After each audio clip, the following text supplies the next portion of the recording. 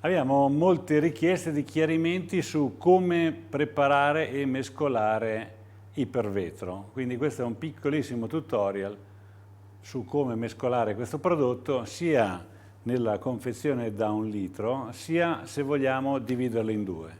Adesso vi facciamo vedere la confezione integra.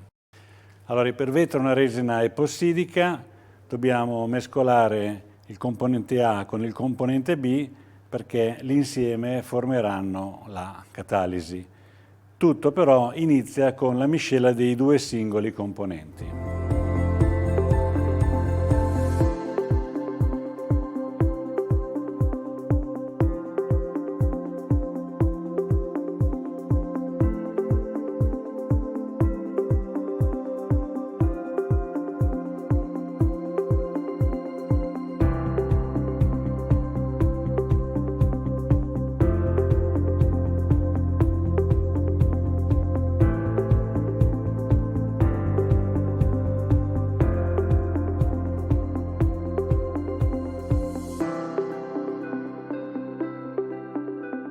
Allora, quando la componente A è morbida, possiamo prendere la componente B, che è la più liquida, e versarla dentro nella componente A.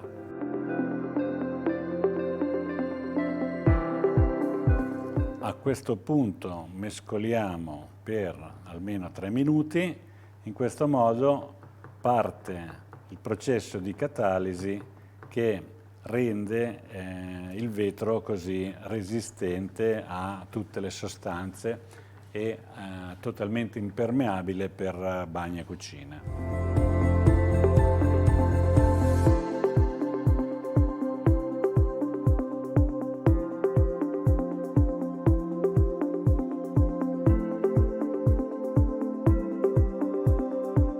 Bene, adesso abbiamo visto una latta da 1 litro, adesso vi faccio vedere a smezzarla, come se un giorno usate mezzo di questo prodotto e il giorno dopo mettete da parte e lo mescolate successivamente. È un po' complicato, vi faccio vedere. Ci vuole una bilancia, qui ne abbiamo una, segna 0, metto la lattina vuota, fa 75 grammi. A questo punto tolgo la tara, qui c'è un bottoncino e lo porta a 0. Quindi prendo la componente A e verso 400 grammi nella lattina vuota.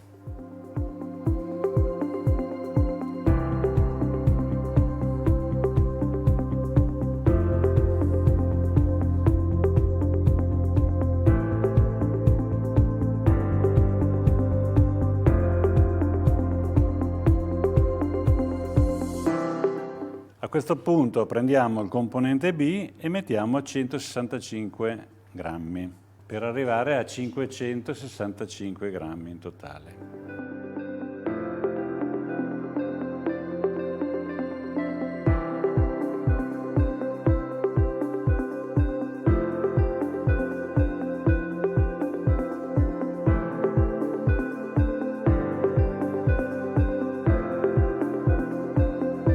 Bene, adesso mi sono avanzate le 2 mezze lattine, le chiudo bene e le posso riutilizzare quando voglio perché non essendo mescolate non catalizzano e quindi possono rimanere lì ancora per diversi mesi. Buon lavoro!